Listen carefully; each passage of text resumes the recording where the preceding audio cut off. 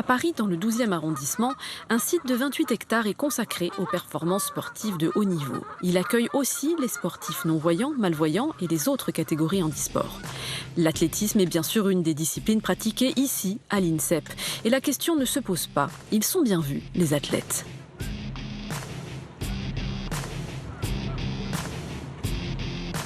Ici aussi se trouve le bureau du comité paralympique et sportif français, présidé par Marie-Amélie Le Fur. Oui, c'est vrai que c'est une avancée pour nous que l'INSEP ouvre ses portes au mouvement paralympique. Après, ça relève aussi du choix de l'athlète, c'est-à-dire que tous les athlètes n'ont pas forcément besoin du cadre de l'INSEP, ne sont pas forcément en capacité de s'épanouir à l'INSEP. Mais en tout cas, le fait d'avoir ces portes ouvertes et notamment, par exemple, d'avoir Trésor et Timothée qui viennent s'y entraîner, qui trouvent un cadre d'entraînement qui, pour eux, est pertinent, rassurant avec l'ensemble du dispositif médical de récupération et d'entraînement. Et finalement, ça permet d'avoir une gestion du projet qui est facilitée pour les athlètes qui en émettent le souhait. Trésor, c'est Trésor Makunda, athlète déficient visuel au palmarès international impressionnant. 10 ans qu'il a intégré l'INSEP déjà. Rentrer à l'INSEP, c'est un peu rentrer dans ce qui se fait de mieux au niveau structure d'entraînement en France. Donc dès que j'ai eu l'opportunité de pouvoir intégrer l'INSEP en interne, donc en étant interne ici, ça a été top pour moi. C'était un rêve. Timothée, c'est Timothée Adolphe, surnommé le Guépard Blanc par son entraîneur Artemon Atunjimana. Timothée, je l'entraîne depuis 2011. Il a commencé l'athlète avec moi, il est encore avec moi. Timothée et moi, on a notre entraîneur propre.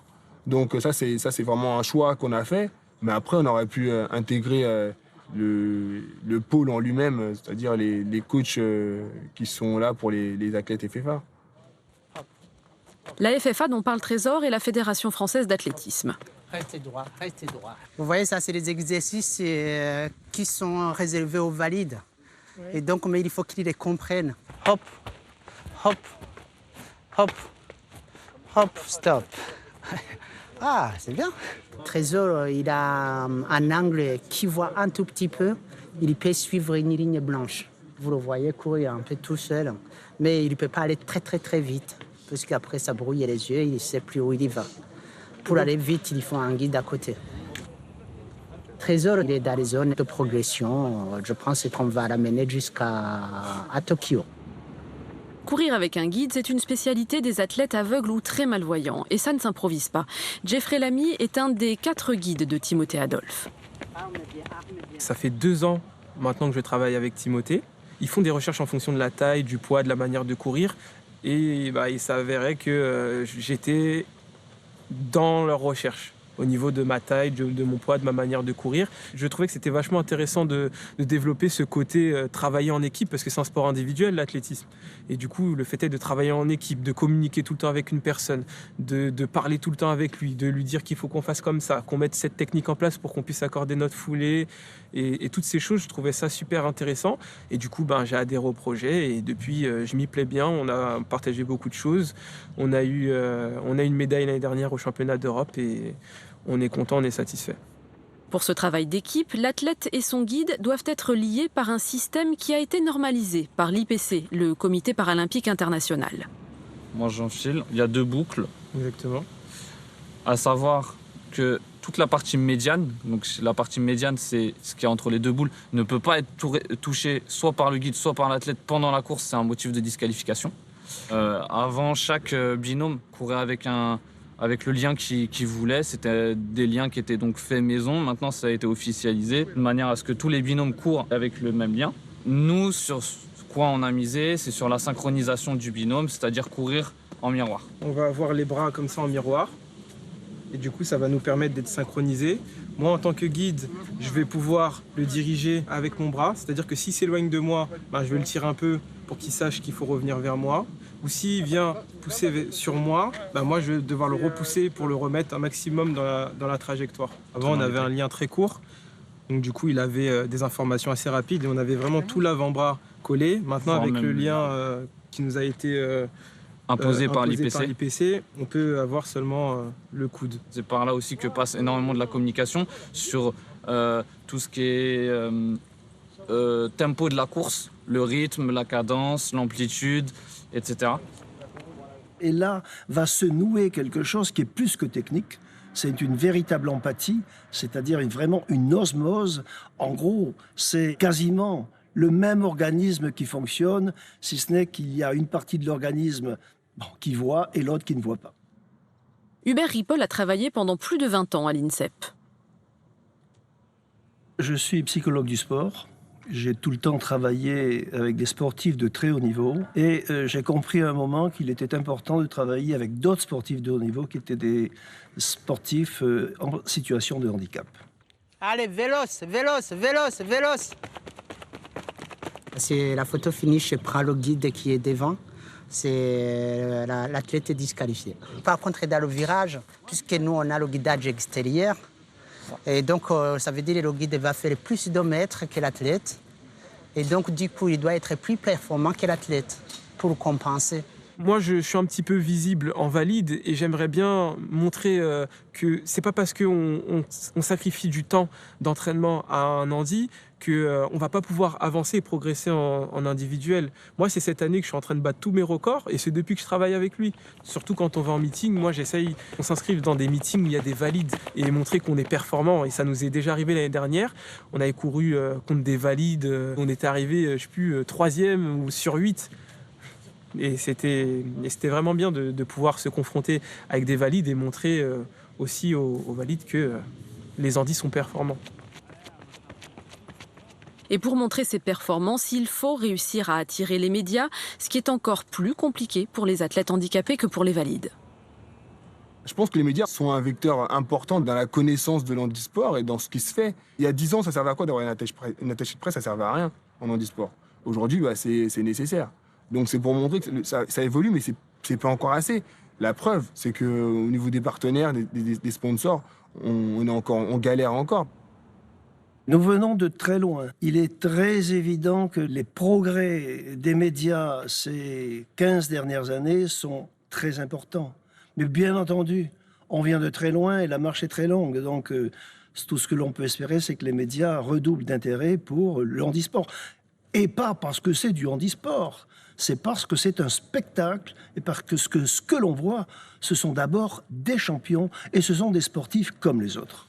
En tant que présidente du comité paralympique et pour beaucoup de personnes dans le mouvement paralympique, on estime en fait que les médias sont un vecteur de rayonnement. L'idée, c'est vraiment de montrer, voilà, encore une fois, ce champ des possibles, de faire rêver des enfants et de faire nourrir cette envie de pratique. Après que cette pratique, elle soit compétition, qu'elle soit loisir, le tout, c'est que l'enfant il s'y amuse, qu'il apprenne à se connaître, que socialement il soit mieux inséré. Et ça, c'est vraiment tout, on va dire, toute l'utilité du sport dans le domaine paralympique. Et c'est donc bien la raison pour laquelle il est vraiment important que cette activité sportive soit pratiquée, proposée dès le plus jeune âge.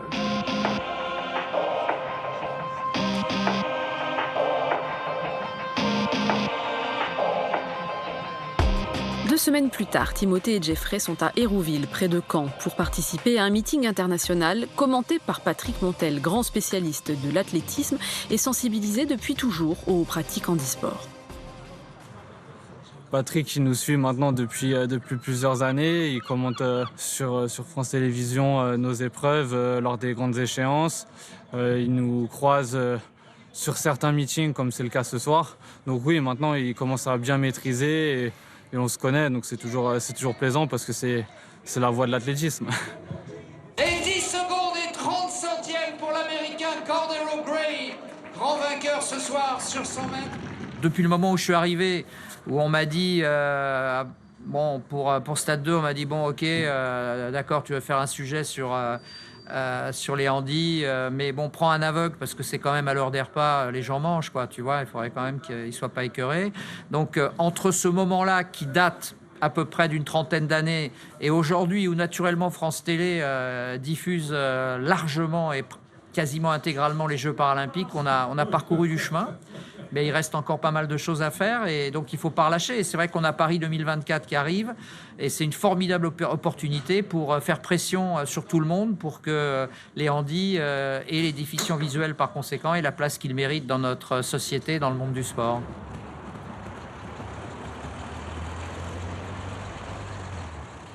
Ici à Hérouville, on est super bien accueillis. Notre course, elle n'est pas mise en marge du meeting, soit au départ où il n'y a pas grand monde ou à la fin quand il y a plus grand monde. On est vraiment au cœur du meeting et ça c'est vraiment top parce qu'on bénéficie aussi d'avoir le public avec nous, donc c'est super pour l'ambiance. Et au couloir numéro 4 et 5, le meilleur sprinter du monde dans la catégorie non-voyant, Timothée Adolphe, accompagné par son guide Geoffrey Lamy. Voilà, c'est parti pour ce 400 mètres. Et regardez le synchronisme entre Timothée et Geoffrey. Les voilà, regardez dans la ligne opposée, c'est parti très très fort sur ce 400 mètres. Ils arrivent. Public, c'est à vous de jouer. Allez, maximum de bruit pour Tim et Geoffrey. Allez les gars, jusqu'au bout. Timothée et Geoffrey sur 400 mètres. Timothée Adolphe, Geoffrey Lamy, merci à vous les gars, merci. Vous êtes des vrais champions. Certes, il y a la victoire, mais le chrono est très loin de ce qu'on vise. Ce soir, moi, j'ai pas les jambes. Geoffrey les a en ce moment, il est bien. Je me suis concentré sur Timothée, j'ai essayé de lui donner l'allure. Ce soir, c'est pas passé, ça passera à la prochaine course. C'est vrai que ces temps-ci, c'est un peu compliqué. Tim ne peut pas faire tous les entraînements qu'il devrait faire parce qu'il y a des guides qui sont blessés. Après, c'est vrai que c'est frustrant de s'entraîner comme on le fait, de mettre tout en œuvre pour réussir à diminuer ce chrono et de voir qu'on n'arrive pas tout le temps à toutes les courses. Mais on va dire que ça grandit la joie le jour où ça passe. On n'a pas la chance de vivre de sa passion, de pratiquer sa passion tous les jours. Donc certes, il y a des moments où c'est un petit peu moins drôle, mais bon, on l'a bien voulu aussi. Hein. C'est ça.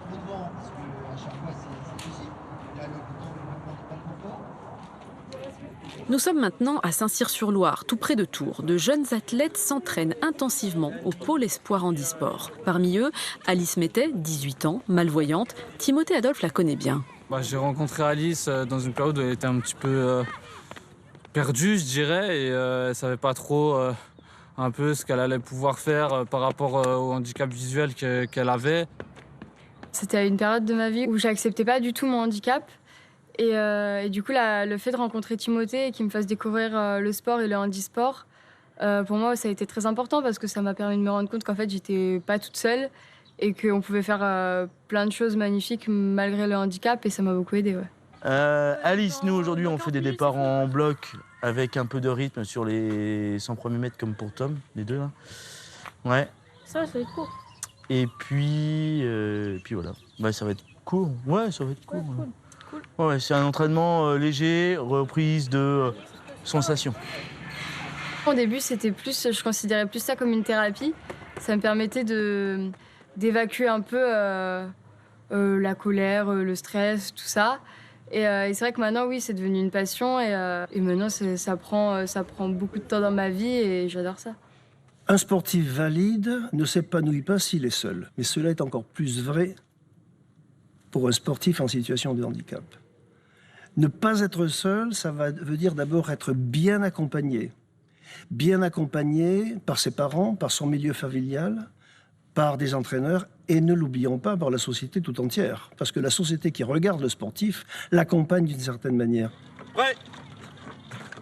Gwenaël Lannepetit est l'entraîneur de l'équipe handisport. Les déficients visuels, il faut avoir quand même une approche technique et mentale qui prend un tout petit peu plus de temps que les valides. Ça a été le cas pour Alice, notamment sur les virages, les sorties de virages, les problématiques dues au soleil. Tout ça, c'est à prendre en compte et après, derrière, à travailler dessus. Ça reste de l'athlé, mais différent. Allez encore. Vous savez, les personnes en situation de handicap ne sont jamais que des valides qui ont des difficultés particulières, mais les besoins sont les mêmes. Il y a un besoin de plaisir, il y a un besoin d'activité. Et ce besoin de plaisir par le corps et par le jeu, et ce besoin d'activité, où le trouve-t-on d'abord? Dans le sport. Ça fait 4 ans maintenant que je fais de l'athlétisme. L'année dernière, j'ai eu la chance d'intégrer pour la première fois l'équipe de France au mois d'août lors des championnats d'Europe. ce qui était totalement inattendu. Maintenant, je vise d'autres sélections internationales et je continue de travailler fort et les chronos baissent, donc c'est que du positif.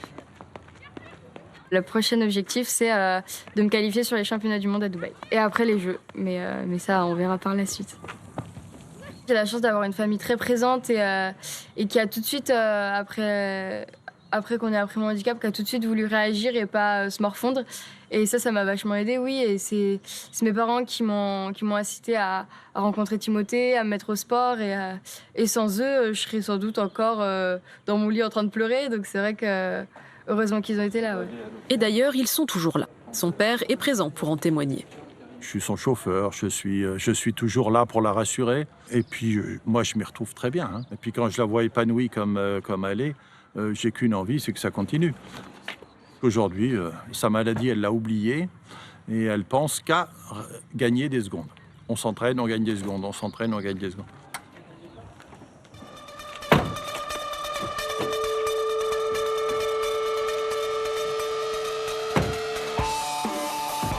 Le lendemain, les jeunes du Pôle Espoir n'ont que quelques kilomètres à parcourir pour se rendre au meeting de Tours qui intègre aussi des épreuves handisport. On est tous les jours à l'entraînement et en ce moment quasiment tous les week-ends en compétition, donc ça prend pas mal de temps. Ouais. Les compétitions actuelles qu'on fait en handisport en France, ce sont des compétitions qui peuvent nous permettre de se qualifier sur des compétitions internationales en fait. Donc c'est comme des entraînements, mais à chaque fois c'est des compétitions un peu de qualification et c'est des compétitions où il faut qu'on soit en forme pour justement faire les meilleurs chronos. Le meilleur départ pour Kéran Malkost en e-sport Brest. Et puis Tom Picard pour le reste Saint-Cyr-sur-Loire et Alice Mété à l'extérieur au 6.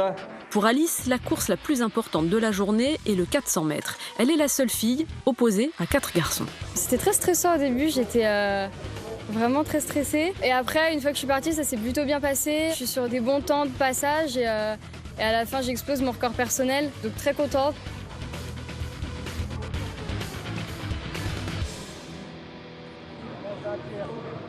Alors moi, j'ai commencé l'athlétisme du coup avec un guide au tout début. J'avais peur, j'étais timide et je connaissais personne. Donc le fait d'avoir un guide, ça m'a aussi rassurée. Ça m'a permis de prendre confiance en moi et de me rendre compte que je pouvais courir assez vite comme tout le monde. Et donc après, j'ai dû me faire classifier. Voir des médecins en handisport, c'est ce qu'on fait. Ils m'ont du coup dit que j'avais une déficience visuelle pas assez lourde pour être guidée. Et maintenant, du coup, ça fait 3 ans que je cours toute seule et ça se passe plutôt bien. Alors, le classement est très complexe dans la mesure où, chez les valides, tout le monde est a priori constitué de la même façon. Or, la personne handicapée et les personnes handicapées ont des nuances dans leur handicap. Par exemple, pour les déficients visuels, on a 3 catégories. La catégorie T11 où il y a les personnes aveugles du coup qui sont guidées, comme Timothée par exemple ou Trésor. La catégorie T12 où c'est ce qu'on appelle des déficients visuels profonds qui eux font le choix d'être guidés ou non. Et la classification T13 qui est la mienne où on appelle ça les déficients visuels légers qui ont à peu près 1/10 et qui eux n'ont pas le droit d'être guidés. Voilà. Et dans chaque handicap on a différentes classifications comme celle-ci. En 2 semaines, Alice a réussi à gagner 2 secondes sur 400 mètres. Et la journée n'est pas finie. Elle se permettra encore aujourd'hui de remporter le 100 mètres. Je refais un record personnel. Je finis en tête de la course, donc très contente. Et puis je me suis amusée, j'ai pris du plaisir, donc c'était l'objectif et c'est fait quoi. Donc c'est bon. Prendre du plaisir, se servir de son corps pour prendre du plaisir, c'est pas aussi évident pour quelqu'un qui est handicapé sensoriel, handicapé moteur ou handicapé sensorimoteur.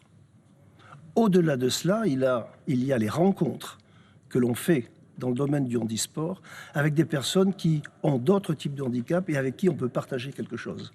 Et enfin, il y a le plaisir de se comparer aux autres et quelquefois de gagner.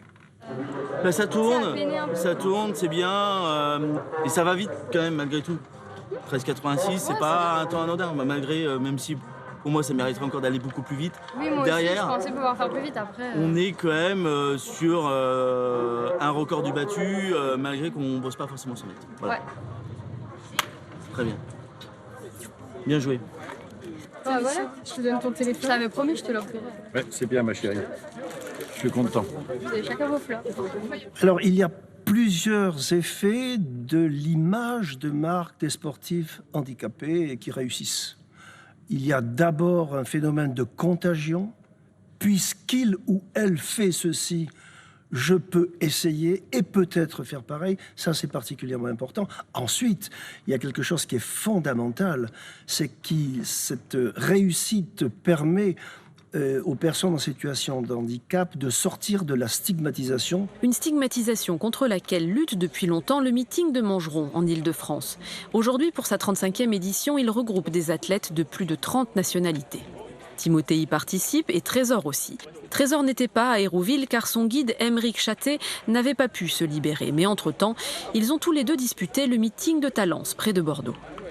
Trésor, il a abandonné le 100 mètres, c'est juste pour dégourdir la tête un peu, se sentir qu'il est encore plus jeune. Aujourd'hui, Trésor courra pourtant sur 100 mètres et 200 mètres, car il n'y a pas de 400 mètres, distance sur laquelle il prévoit de se spécialiser dans les mois à venir. Pour nous, on est toujours dans la phase de préparation. Et moi, pour le 400, il me faut un peu de vitesse. Et donc là, aujourd'hui, l'objectif, c'est vraiment de faire de la vitesse. Et notamment, on aurait bien faire sur 100 mètres, faire moins de 12. Ce serait intéressant pour pouvoir, derrière, commencer à réfléchir au temps de passage sur le 400.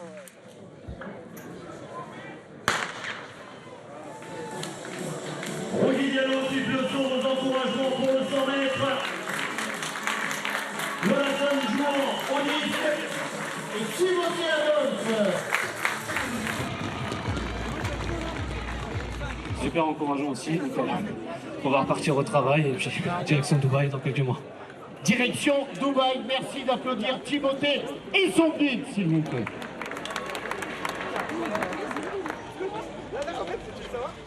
Maintenant, les gens se rendent compte que guide, c'est pas juste un athlète de club lambda. Les guides, c'est aussi des sportifs de haut niveau. Voilà, c'est-à-dire quand t'as Aymeric et Jeffrey, c'est des gars qui envoient du lourd, comme on dit dans notre jargon. Jeffrey, c'est l'exemple même, c'est-à-dire qu'il y a un moment donné où pour que le sport handicap se porte bien, surtout chez les DV, il faut qu'il y ait des guides performants. Et si le guide n'est pas performant, forcément l'athlète, il ne le sera pas. Il y a un lien de cause à effet, c'est évident. Le fait d'intégrer le monde du handisport, on relativise quand même sur pas mal de choses. Et puis forcément, ça sert dans la vie d'homme à côté, ouais, bien sûr, bien sûr.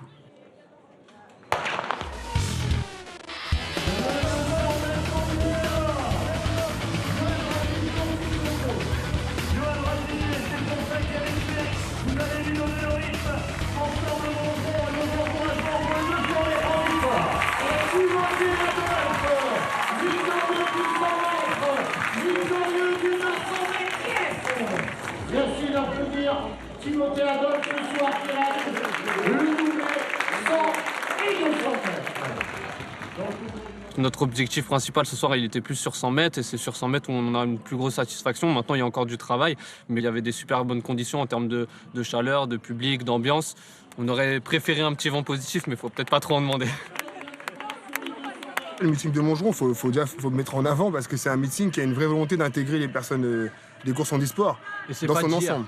Et ça, c'est pas dire, et c'est dans son ensemble. C'est-à-dire que le meeting de Montgeron, c'est un des seuls meetings, quand il y a la télé, ils disent voilà, nous on veut, si il y a la télé qui vient, on veut absolument que les courses handisport soient aussi diffusées. Et ici, là, c'est vraiment un meeting où on a une vraie volonté d'inclusion.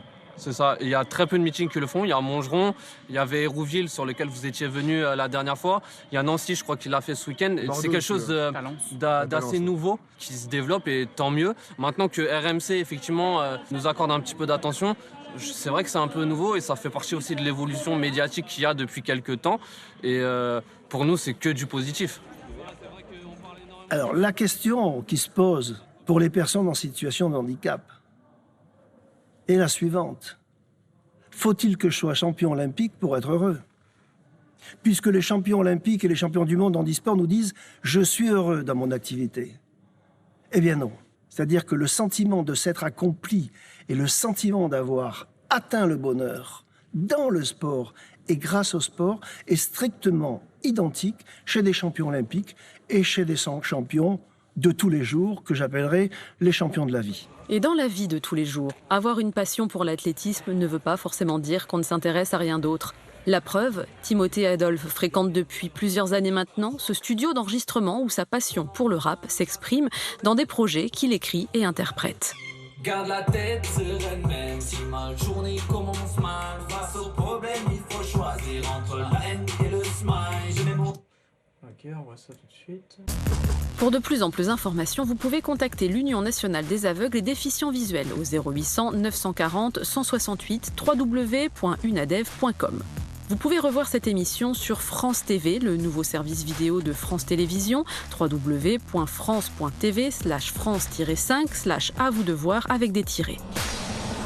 Auteur, Laetitia Bernard, Philippe d'Horizon. Réalisation et images, Philippe d'Horizon. Producteur délégué, Emmanuel Schlumberger. Avec le soutien du Centre national du cinéma et de l'image animée et de l'Union nationale des aveugles et déficients visuels, UNADEV. Avec la participation de France Télévisions. Presse, Valérie Blanchet.